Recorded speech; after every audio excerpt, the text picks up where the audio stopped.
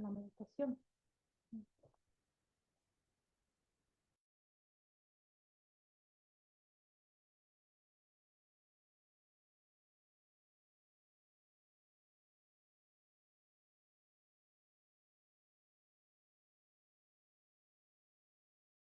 Doctor Ludwig, buenas noches. ¿Me logra escuchar? ¿Me confirma, por favor?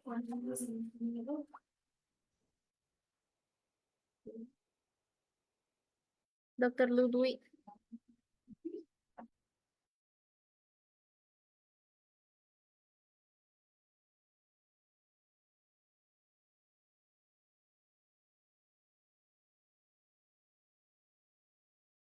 Doctor Ludwig, ¿se encuentra en sala? ¿Me logra escuchar? ¿Me confirma, por favor?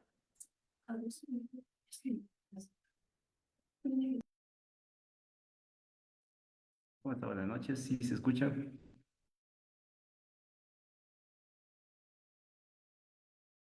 Vamos a iniciar, por favor. Buenas noches, estimados participantes. Les saluda María, asesora académica del Centro Internacional de Actualización y Formación Profesional. Agradecidos por su participación al diplomado en fisioterapia cardiorrespiratoria, avances, evaluación y rehabilitación con el módulo Revisión de casos médicos que estará a cargo del doctor Ludwig Fernández desde Bolivia. Asimismo, para ya iniciar con la ponencia, les daré algunas recomendaciones. Por favor, mantener la cámara y micrófonos apagados en caso el ponente lo solicite. Y cualquier duda o consulta que tengan, el doctor las estará absolviendo al final de esta ponencia. Del mismo modo, si desean adquirir la clase grabada más el material de estudio más la certificación, estaré dejando mi número en el chat del Zoom. Buenas noches, doctor Ludwig. Le doy pase a su ponencia.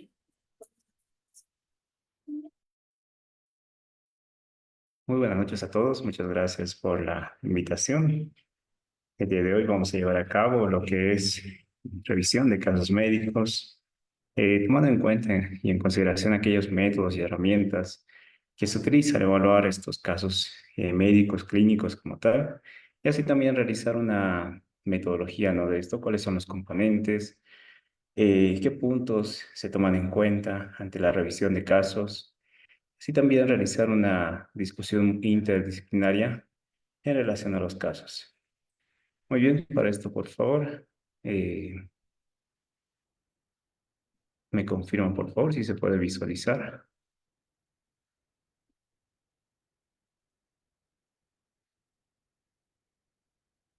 Ya puede compartir, doctor.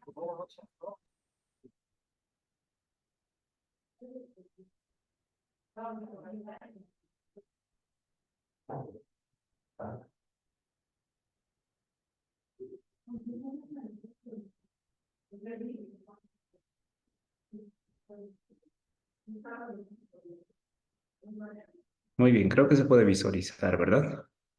Sí se visualiza, doctor. Perfecto.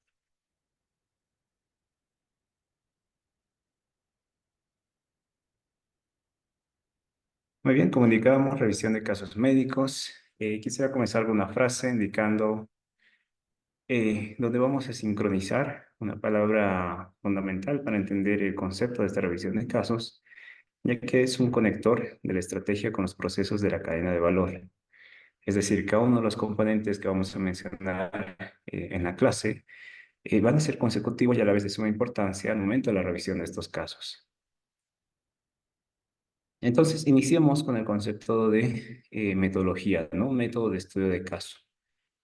Prácticamente es un proceso por el cual vamos a demostrar, vamos a visualizar, observar los hechos, así como también el análisis, la evaluación y la síntesis de casos de estudio y situaciones reales. Este concepto que estoy dando es de forma general, es decir, en todas las ramas que se lo aplica, no solamente en el área de medicina. Entonces tiene tres componentes. Uno que tiene que ser objetivo, dos concreto y tres tiene que tener un propósito, es decir, tiene que ser propositivo. Esto ya se estableció anteriormente, se ha observado en la Universidad de Harvard, de Estados Unidos, donde se ha utilizado como técnica y herramienta, ¿no? Para poder eh, emplearlo en las diferentes ramas, como ser el área de medicina. Dentro de lo que es su metodología, propone ciertos puntos, donde establece lo que es identificar hechos relevantes, así como también comentarios, datos importantes, análisis de información y hechos. Y esto nosotros lo observamos con lo que es la observación y con lo que es la anamnesis. Es decir, cuando vemos un paciente, al momento de entrar en consulta, ya estamos observando al paciente todo lo pertinente a su salud, ¿no? Es decir, su estado físico, el tipo de constitución que presenta, el tipo de marcha, la actitud, la fase que presenta. Y esto nosotros lo realizamos un resumen, ¿no? Realizamos una síntesis de información y además acompañado de esto una propuesta de decisiones y recomendaciones. Generalmente esto se debe realizar en un equipo multidisciplinario. En el caso del área de medicina lo realiza el propio médico, ¿no? Pero esto también se aplica tanto a nivel individual como a nivel grupal. Y aquí hay que destacar la importancia de separar la opinión personal, ¿no? De los problemas y su jerarquía, ejecutar lo que es la fase de análisis y concebir soluciones posibles. Entonces, dentro de lo que es esta metodología, de forma global, de forma general, eh, vamos a seguir ciertos puntos, ¿no? Ciertos pasos, donde nos indica que aprender es igual a escribir, lo que nos permite descubrir. Y esto se traduce con la historia clínica, ¿no? Es decir, cuando nosotros proyectamos todo lo que nosotros vamos observando, examinando, realizar esos 4 tiempos del examen físico y lo plasmamos en la historia clínica, ¿no? Y además, cuando realizamos el pase de visita, ¿no? Esa forma de transmitir los conocimientos y además concebir la idea de los demás profesionales, así como también poder localizar dónde están los problemas, ¿no? Enfatizarnos en el cuadro clínico del paciente, en complementarios que pueda tener y además realizar lo que es el diagnóstico, ¿no? Identificando ese síntoma cardinal, ese motivo de consulta, lo cual me va a permitir poder conllevar esta revisión de caso. Dentro de esta metodología, entonces, permite fomentar el diálogo, ¿no? Entre los participantes, en este caso, en todo el personal médico. Así también tiene una conclusión, lo que en nuestro caso se refleja mediante el diagnóstico médico y también conlleva tanto la parte subjetiva al objetivo.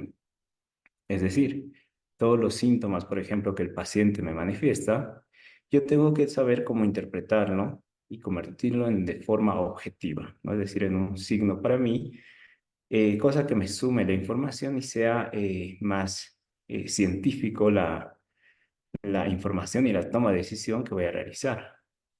Es un método sano y de respeto mutuo para la toma de decisiones.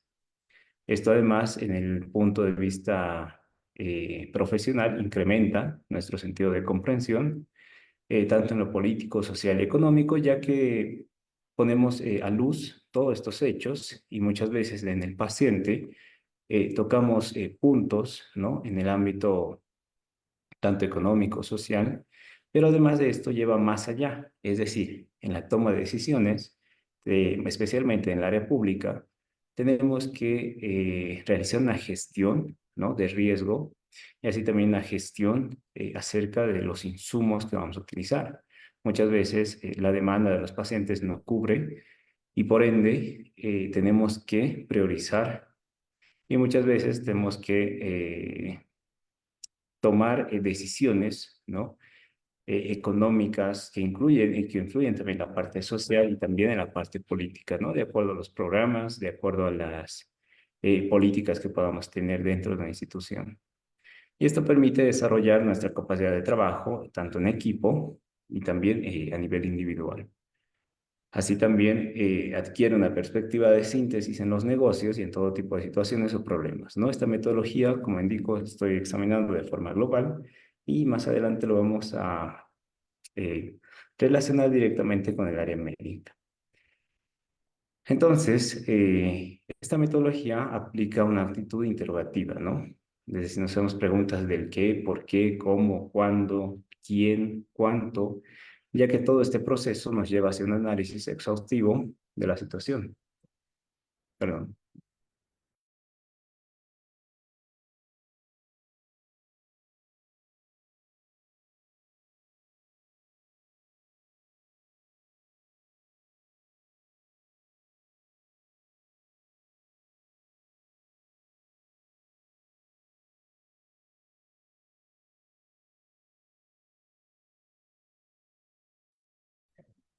Entonces, continuamos indicando que todo este proceso nos lleva hacia un análisis exhaustivo de la situación, ¿no? De la clínica del paciente, el motivo de consulta, la historia de la enfermedad actual, y nos permite recrear escenarios y así también alternativas de solución, que en nuestro caso va dirigido hacia lo que es el diagnóstico y lo que es el tratamiento. Entonces, en el área de medicina, en el área de salud también, se aplica lo que es el método científico para esta revisión de casos. Método científico se lo conoce como proceso de conocimiento, la cual se va a caracterizar por el uso constante y restrictivo de lo que es la capacidad crítica de la razón, con la intención de poder explicar algún fenómeno, ¿no? Previamente conocido y así también tener una explicación plenamente congruente, y esto va a estar fundamentado con los hechos, con la información, con lo más objetivo posible. Dentro de las etapas del método científico se aplica lo que es la existencia de un problema, la búsqueda, recolección y análisis de toda la información, la formulación de una hipótesis, la contrastación de la hipótesis y así también la comunicación de los resultados de la investigación. Si ustedes recuerdan lo que es el concepto de una historia clínica, nos establece que es un documento tanto médico legal, pero además tiene un carácter científico porque conlleva la elaboración de una historia clínica justamente estos pasos. Cuando el paciente ingresa, buscamos, posterior a lo que es la anamnesis de sus datos personales, lo que conlleva es la pregunta, ¿no? ¿Cuál es el motivo de consulta? Y el motivo de consulta, recordaremos que lo definimos como la razón por la cual el paciente acude a consulta. Ese síntoma cardinal. Al realizar lo que es esa anamnesis al paciente, ya estamos buscando la información, estamos recolectando todos esos datos que están existentes en ese momento para posteriormente plasmarlo, ¿no? Y en nuestro caso, lo plasmamos también en la historia de la enfermedad actual, ¿no? Que va a ser una relación, una narración, mejor dicho, de forma cronológica, la cual me va a poder permitir establecer la historia de la enfermedad actual, como su nombre lo indica, de principio a fin o hasta el momento que se realiza, y posteriormente realizar un apartado de todo lo relevante hacia su salud. Me refiero hacia los antecedentes, ¿no? Tanto personales como familiares, así como también el examen físico, y ahí plasmamos, una vez determinado lo que es tanto anamnesis y examen físico, la formulación de una hipótesis, nuestro diagnóstico presuntivo. Y para esto, posterior a ello, necesitamos contrastar esta hipótesis, es decir, que sea algo más verídico, ¿no? Afirmativo, y es por eso que aquí entra el uso de complementarios. Un complementario no es para saber si tiene por ahí alguna infección, saber si por ahí tal vez es un tumor, no. Un complementario, ya sea de imagenología, laboratorio, patología, nos va a dar a entender esa contrastación de la hipótesis, es decir, esa afirmación de lo que nosotros hemos formulado en historia clínica. Y posteriormente, la historia clínica también tiene un carácter investigativo porque se utiliza como herramienta, como instrumento para diferentes investigaciones en el área de salud. Muchas veces cuando estamos en el área de posgrado, haciendo una maestría o algún diplomado, muchas veces nos piden, ¿no? Realizar una tesina o realizar un trabajo de investigación como tal. Y el instrumento muchas veces que utilizamos para determinar nuestra hipótesis de nuestra investigación es justamente la historia clínica. Por ejemplo, si yo quiero saber pacientes con diabetes mellitus tipo 2, entonces yo voy a ir hacia los datos de esta información plasmado en la historia clínica. Por ejemplo, acá se utiliza programas, ¿no? Se utiliza herramientas como epidemiológicas, donde también viene el resultado de estas historias clínicas, ya que es obligatorio ¿no? Para cada paciente, tanto a nivel público como a nivel privado, y así también se debe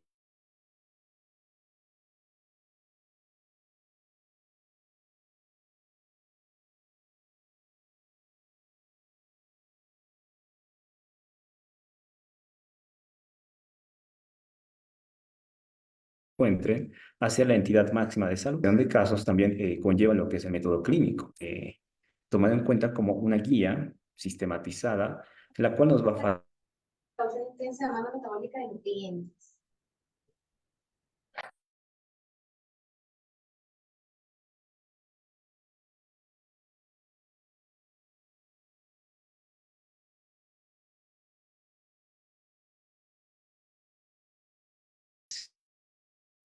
de lo que es la clínica paciente orientada a la producción del diagnóstico, vamos el día a día.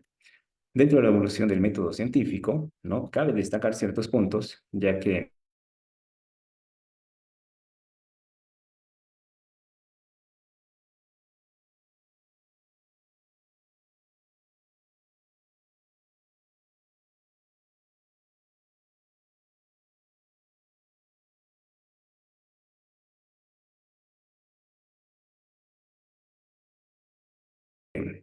tiene sus fundamentos, ya Hipócrates, Galeno, ya se da un proceso de este desarrollo científico donde se va perfeccionando los procedimientos de investigación, pero esta vez dirigido a la parte clínica. Ya para la edad contemporánea, ya tenemos ya unas bases, tenemos unas guías sistematizadas donde se aplica para lo que es el campo de las ciencias médicas, ¿no? Donde se da un punto de inflexión y aquí es donde ya empieza a existir problemas, se lo establece como una crisis del método clínico, porque se empieza a tener falencias en ciertos puntos, por ejemplo, la relación médico-paciente, ¿no? Uno de los puntos, recuerden que esta información no es tan fácil de sacar, porque dentro del principio médico se encuentra lo que es la confidencialidad médico-paciente, ¿no?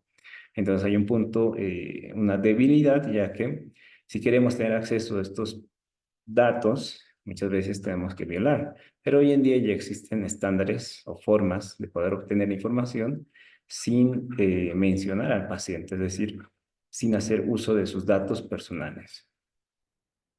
Otra crisis que se ha podido apreciar en este método clínico es la poca valoración que se le ha dado a la anamnesis y al examen clínico, ¿no? Hoy en día ya médicos se han acostumbrado muchas veces a no realizar un examen físico correcto, ¿no? Y peor aún la anamnesis. Directamente lo que hacen es mandar un complementario para descartar algún tipo de patología. Y así también la sobrevaloración de la función de la tecnología. Esto viene acoplado a la poca valoración del interrogatorio y del examen físico. El desinterés hacia la evaluación integral del paciente y lo que ha generado una prevalencia de atención por especialidades, ¿no? Hoy en día ya en muchos países, tanto a nivel privado especialmente, el paciente ya no va a medicina general, sino va directamente a una especialidad. Y esto genera otra crisis, lo que da una poca valoración a la atención primaria, ¿no? Y eso es algo incorrecto, porque lo primero que debe pasar es que el paciente asista a una medicina general para que se pueda derivar al área correspondiente. Dentro de lo que es la importancia de este método clínico, bueno, uno, dirigido a los pacientes, la parte clínica. Dos, se ha establecido que gracias a esta metodología eh, tiene valor legal, ya que al utilizar instrumentos como es la historia clínica, y hemos visto que es un documento médico legal, entonces sirve como, o puede ser usado como testimonio ante una entidad jurídica. Tiene un carácter científico porque hemos visto que sigue los pasos de una investigación. Y también es parte administrativa, ya que permite con esta información ayudar en la toma de decisiones en parte de dirección.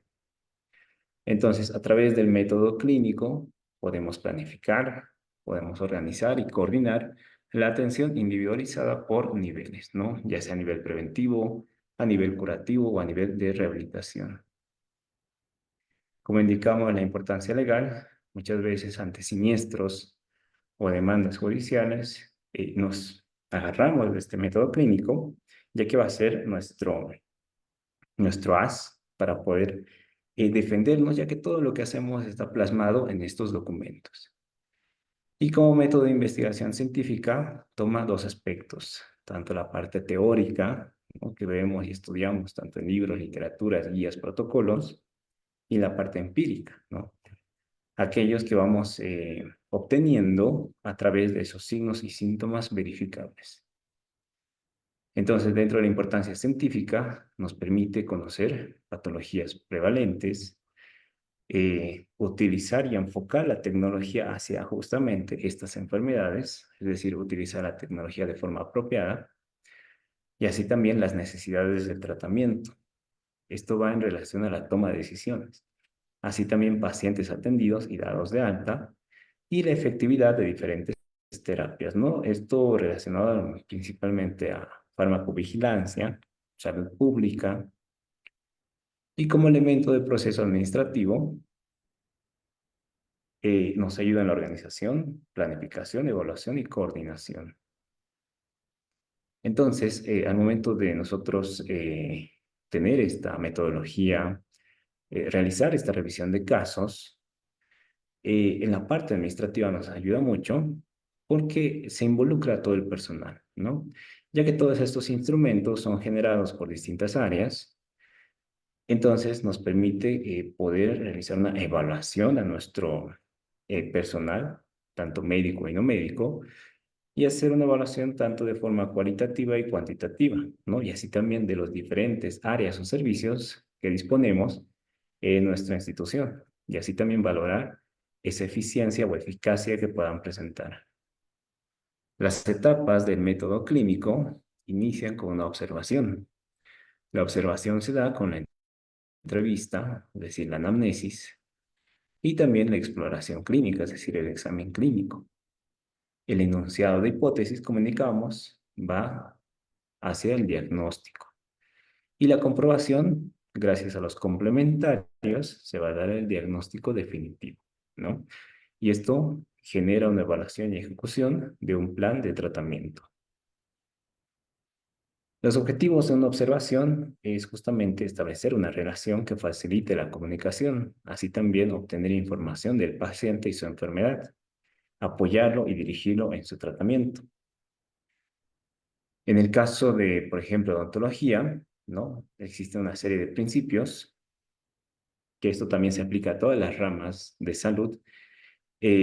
Tanto médico como profesional odontólogo deben cumplir una comunicación adecuada entre ambos, y así también dedicar el tiempo necesario a la atención de lo que es el paciente, y así también mostrar interés por su problema. Y esto genera una confianza y un respeto mutuo entre médico-paciente.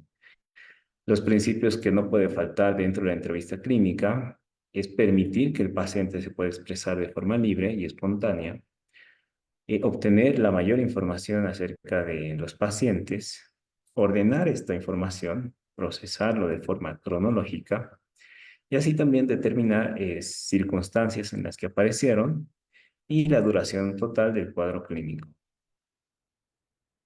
Y todo esto lo vamos a relacionar con la clínica en base a las funciones tanto fisiológicas, hábitos que pueda presentar, situaciones ya sea sociales o afectivas o fisiológicamente.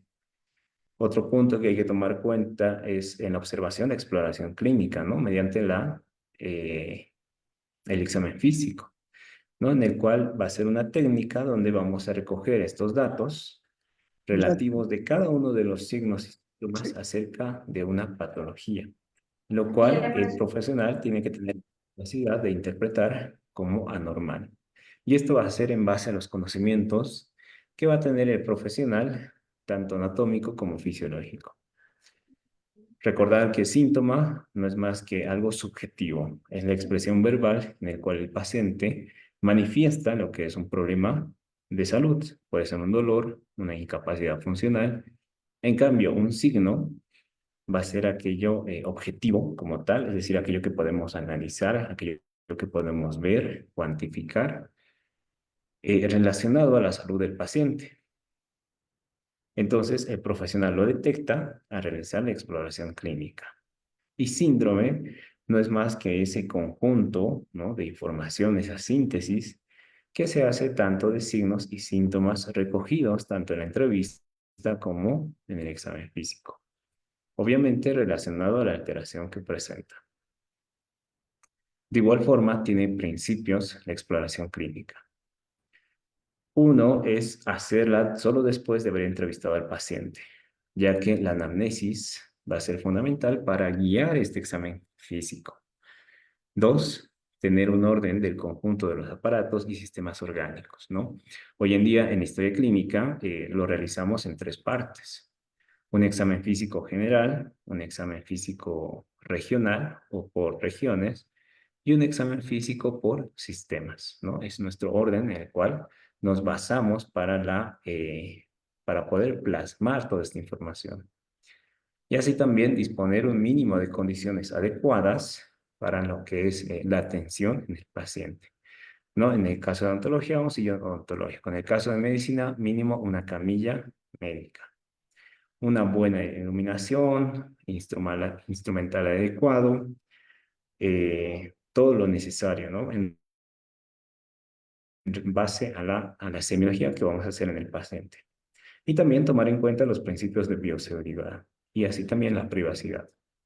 Posteriormente viene el enunciado de hipótesis diagnóstica. Al momento de realizar la revisión de casos, es importante esta correlación de información que presenta y así también observar y analizar lo que es este enunciado de hipótesis. Nos referimos al diagnóstico, que va a ser el paso clave del método clínico, donde se elabora una o varias hipótesis diagnósticas, ¿no? Y para ello tenemos que apoyarnos tanto en el aspecto empírico y teórico que hemos visto o hemos venido avanzando. Dentro de lo que es el enunciado de la hipótesis de diagnóstico, vamos a apreciar lo que es la identificación de la patología, ¿no?, que afecta al paciente, y esto nos va a ayudar para la toma de decisiones al momento de brindar ese plan de tratamiento, ¿no? Por ejemplo, ahí tenemos alteraciones a nivel bucal. Entonces, en base a esa información, se redacta, se realiza un análisis y un proceso de esta información para detectar lo que es el diagnóstico. Hoy en día contamos con diferentes tipos de diagnóstico. Tenemos un diagnóstico etiológico, un diagnóstico epidemiológico, tenemos un diagnóstico presuntivo, es el que realizamos como primero en la historia clínica. Tenemos un diagnóstico provisional, ¿no?, el cual también nos planteamos cuando no tenemos plenamente una identificación acerca de la patología que presenta el paciente.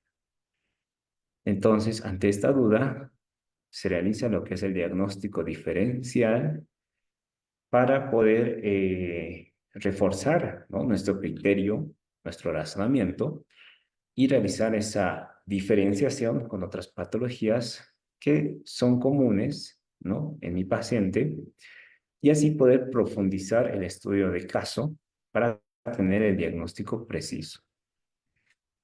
Y en base a esto vamos a realizar nuestro pronóstico, que es la valoración crítica del estado de salud del paciente, lo cual nos va a permitir una proyección para determinar la oportunidad de implementar el tratamiento más adecuado hacia lo que es el paciente. Hay dos tipos de pronóstico, hay un pronóstico general y un pronóstico individual. El general es una valoración que hacemos de todo el caso que estamos estudiando, ¿no?, tomando en cuenta hasta las condiciones generales del paciente. Pero en cambio, el individual es cuando estamos o encontramos alguna parte específica, por ejemplo, una estructura, un diente, de la cual, dadas las condiciones que presenta, no podemos no conservarlo o conservarlo, o podemos realizar algún tipo de tratamiento o simplemente el pronóstico general, lo cual puede ser bueno, malo, impredecible. Ahí podemos ver un pronóstico en relación al diente, bueno, malo o impredecible. Los factores que indican en el pronóstico va a depender mucho de la estructura afectada, ¿no? En el caso de un diente puede ser la alteración anatómica o funcional, la motivación del paciente para la adherencia al tratamiento, las condiciones sistémicas que presenta el paciente, pues puede tener una comorbilidad, puede tener factores de riesgo asociados a una complicación y el grado también de inflamación que pueda presentar a nivel del diente, ¿no? Periodontal. Y así también el índice que pueda tener de caries, condición de los dientes que presenta, la edad, las condiciones socioeconómicas que pueda tener el paciente. Y en la comprobación de la hipótesis, esto va a generar una profundización del estudio de caso, ya que nos va a permitir la contrastación de este enunciado que hemos hecho de la hipótesis. Y esto nos va a permitir una discusión de caso clínico, ¿no? Mediante lo que es una revisión bibliográfica, acompañado de lo que es el uso de estos exámenes complementarios, ¿no? En el caso de un diente, por ejemplo, un rayos X, una vista panorámica para confirmar el diagnóstico o realizar algún tipo de examen de laboratorio, ¿no? Si es necesario, realizar algún tipo de placa, realizar algún tipo de biopsia, realizar algún tipo de tomografía, ¿no? En dependencia de la patología que tenga, esto me va a poder corroborar la información y así contrastar la hipótesis planteada inicialmente. Y dentro del principio de estos exámenes complementarios, ¿no? Se establece la selección correcta de exámenes. Realizar solo los necesarios es algo importante a tomar en cuenta. Muchas veces se malacostumbran y empiezan a mandar todo tipo de complementario, ¿no? Y esto debe estar acompañado y también informado por parte del paciente, es decir, el consentimiento del paciente o familiares en el caso de niños o pacientes con discapacidad. Y así también evaluar el riesgo-beneficio que pueda tener el uso de estos exámenes, ya que hay ciertos factores y condicionantes para el momento de realizar. Por ejemplo, hay complementarios que están contraindicados, por ejemplo, una paciente gestante, ¿no? No puede aplicarse lo que es rayos X. Y también el conocimiento de cómo interpretar estos resultados. Entonces, el método clínico prácticamente es como la formulación del problema, ¿no? Es decir, la alteración de salud de una persona, la información primaria que va de la mano con lo que es la anamnesis y el examen físico, la formulación de hipótesis, que es el diagnóstico presuntivo o también llamado provisional, y 4, lo que es comprobar o negar la hipótesis. Y esto nos va a dar gracias a los resultados del examen complementario, ¿no? Y la evolución del paciente. Y en relación a la exposición de resultados, la contrastación con la hipótesis original, ¿no? Es decir, ya nos va a establecer el diagnóstico de certeza. O no nos va a dar el diagnóstico, sino vamos a tener que nuevamente analizar y repetir este método clínico para llevar a cabo un diagnóstico de certeza. Posteriormente, lo que es la forma terapéutica, ¿no? Si procede o reiniciar el proceso. Y por último, la exposición y evaluación de los resultados finales. Entonces, en la práctica clínica utilizamos el método clínico, ¿no? Como hemos indicado. Formulación del problema de la mano con el interrogatorio. La información con el examen físico. Hipótesis y lo que es el diagnóstico posible. Y lo que es la contrastación y comprobación nos va a dar tanto lo que es el examen complementario y también la conducta terapéutica y evolución del paciente. Muy bien, ahora nos vamos a otro punto que es la toma de decisiones, ¿no? En el área de medicina, ya que dentro de lo que es esta metodología de revisión de casos es importante llevarlo a cabo, ya que acompañado del método clínico viene lo que es esta toma de decisiones, la cual me permite poder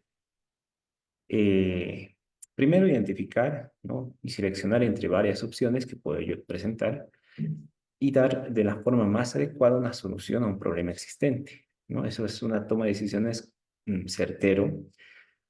Y esto va a depender mucho del análisis que yo realice de estas decisiones clínicas, ¿no? Y no es más que esa metodología para tratar de identificar todas las opciones disponibles y así también describir los resultados esperados mediante la elaboración de un esquema. Entonces, esta toma de decisiones me va a permitir generar un proceso, ¿no? Un proceso de solución de los problemas de salud para realizar un proceso continuo de toma de decisiones médicas. Hay diferentes tipos de decisión. Hay estratégicas, tácticas, operativas, que vendría siendo según su jerarquía. Luego tenemos según por su método, puede ser programado o no programado. Y según el número de individuos que lo toma, puede ser de forma grupal o colectiva y de forma individual.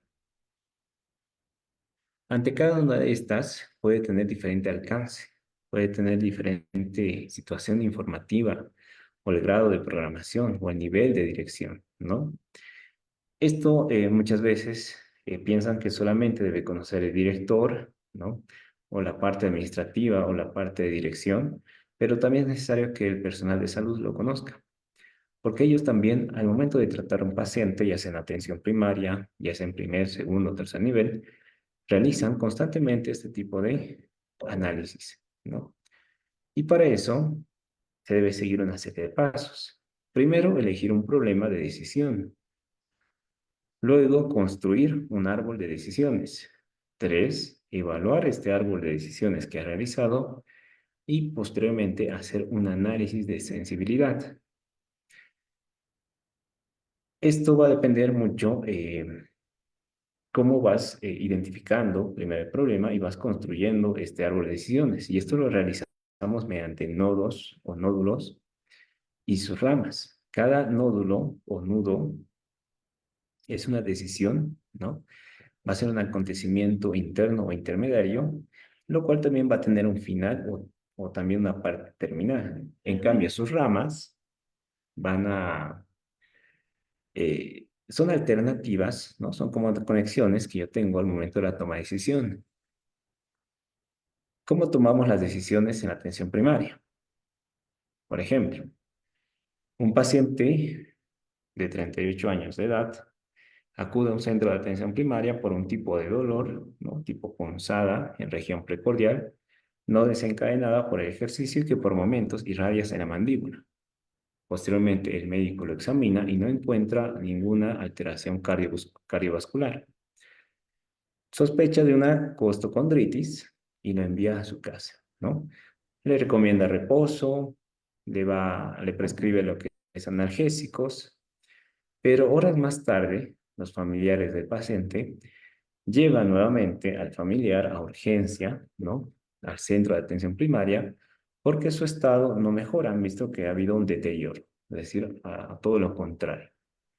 El dolor ha aumentado significativamente, se observa una diaforesis, un dolor precordial tipo opresivo que se irradia al brazo izquierdo, y es aquí que el médico decide referirlo inmediatamente al hospital, donde se realiza una serie de exámenes complementarios y se encuentra que tiene las troponinas elevadas. Se evidencia una alteración en el electrocardiograma y además, sumado al antecedente de tabaquismo, sedentarismo y diabetes que tiene el paciente, sospechan de un IMA, ¿no? De infarto agudo del miocardio, lo cual se inicia un tratamiento especializado.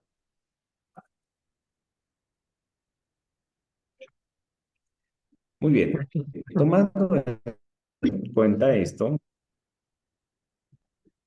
el modelo de la toma de decisiones, como ustedes han visto en el ejemplo anterior, es importante, ¿no? Si el médico hubiera sido un poco más exhaustivo al momento de realizar la anamnesis, hubiera encontrado ya en sus antecedentes, 1, que tiene diabetes, 2, que es fumador, 3, que además presenta sedentarismo, y 4, hubiera realizado lo que es un examen físico y poder distinguir ese dolor, ¿no? Asociado a lo que es un infarto agudo de miocardio, ¿no? Ustedes saben que ciertas patologías, como el infarto agudo de miocardio, es fundamental un diagnóstico precoz, ya que nos evita complicaciones. Si nosotros no realizamos una buena toma de decisión, el que sufre es el paciente, ¿no? Las complicaciones que los errores que cometemos pueden llegar a matar personas. Es por eso que el razonamiento médico tiene que ser un proceso ordenado, bien estructurado, para que el abordaje médico de los pacientes, ¿no?, vaya encaminado a lo que es su diagnóstico y un tratamiento oportuno. Y mediante esto tenemos que realizar un razonamiento inductivo, ¿no? Es decir, recopilar toda esa información, un razonamiento hipotético inductivo, ¿no? Es decir, hacer el diagnóstico diferencial, realizar lo que es la hipótesis y la comprobación, ¿no? Mediante tu diagnóstico presuntivo o provisional. Y posteriormente un reconocimiento de patrones, ¿no? Comparar síntomas, si coincide, realizar lo que es el diagnóstico de certeza. Entonces, estos dos razonamientos permiten, ¿no?, esa expresión del profesional para una buena atención de calidad. Y aquí tengo ejemplos. Para realizar lo que es un razonamiento inductivo, ¿no? Por ejemplo, un paciente de 41 años de edad acude a un centro de atención primaria por una inestabilidad moderada.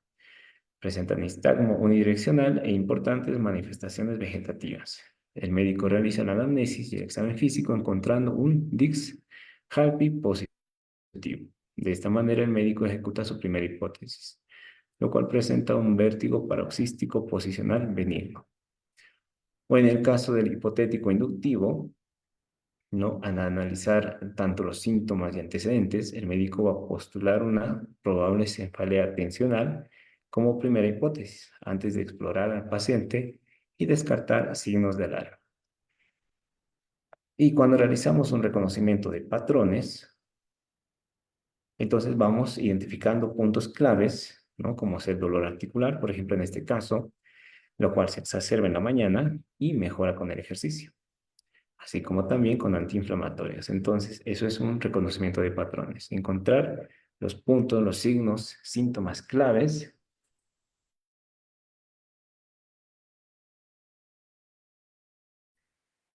para la identificación de patología, ¿no?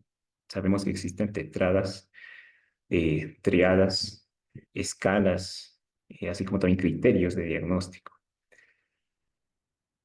Y en la toma de decisiones tanto diagnósticas y terapéuticas, aquí les presento un modelo. Para la decisión diagnóstica, tomar en cuenta síntomas, formación temprana de hipótesis, diagnóstico diferencial, diagnóstico de la enfermedad y explicación de la enfermedad, ¿no?, que coincida con la clínica del paciente. Y en la decisión terapéutica hay que tomar en cuenta la predicción, la efectividad del tratamiento, la seguridad del tratamiento, la ejecución de esta terapia y así también la evaluación de los resultados de la terapia a considerar. Hoy en día ya tenemos lo que es la medicina basada en evidencia, donde nos dan estrategias para el manejo de la incertidumbre médica, ¿no? Esta medicina basada en la evidencia no es más que un proceso objetivo con el objetivo de obtener y aplicar de forma estandarizada lo que es el ejercicio de la práctica médica cotidiana, ¿no? Para lo cual se utiliza lo que es un criterio de concientización, un criterio de juicio y así también mejoras en las evidencias para poder realizar una toma de decisiones sobre el cuidado del paciente. Aquí les tengo una tablita sobre lo que son los niveles de recomendación y niveles de evidencia que hoy en día se maneja esta medicina basada en la evidencia. Muy bien, y para terminar, dentro de lo que es los puntos importantes, ¿no?, resumen clínico, diagnóstico probable, diagnóstico diferencial, confirmación del diagnóstico, forman parte de lo que es la hipótesis y la contrastación de hipótesis, juntamente con el tratamiento empírico y específico. Se debe realizar una crítica constructiva, parámetros a analizar de resumen clínico, haciéndose las siguientes interrogantes. Si se cumplió con los parámetros establecidos, ¿no? Para lo que es el resumen clínico, si se identificaron los posibles diagnósticos relacionados al resumen clínico e historia clínica, y también si se seleccionaron el o los diagnósticos probables, es decir, si ha realizado el diagnóstico diferencial. Y así también si ha propuesto nuevos u otras acciones para apoyar el o los diagnósticos finales. Y también si se estableció un plan terapéutico. Esta debe ser la metodología para la revisión de casos médicos, donde debe tener los antecedentes principales, las manifestaciones, impresiones diagnósticas, terapéutica inicial, los nuevos de evolución, y así también el diagnóstico de la defunción en caso de que lo hubiere. De igual forma, la valoración en caso de investigación, ¿no? Eh, por ejemplo, los datos clínicos que puedan apoyar al diagnóstico establecido, la valoración de la terapéutica, el comentario, lo cual va a generar en relación a las respuestas de las preguntas del análisis, señalando los aciertos y deficiencias, así como también las propuestas de mejora. Y como conclusión tenemos que el manejo organizado y sistemático de la historia clínica, ¿no? Aplicando lo que es el método clínico, nos facilita de gran manera lo que es la atención integral del paciente, lo cual debe ser orientada a la prevención, curación y mantenimiento de la salud del paciente. Muy bien, sin más que decir, entonces, hasta aquí lo que es el curso del día de hoy en base a lo que es la revisión de casos médicos. Si tienen alguna consulta, alguna duda, lo pueden realizar por lo que es la bandeja de mensajes.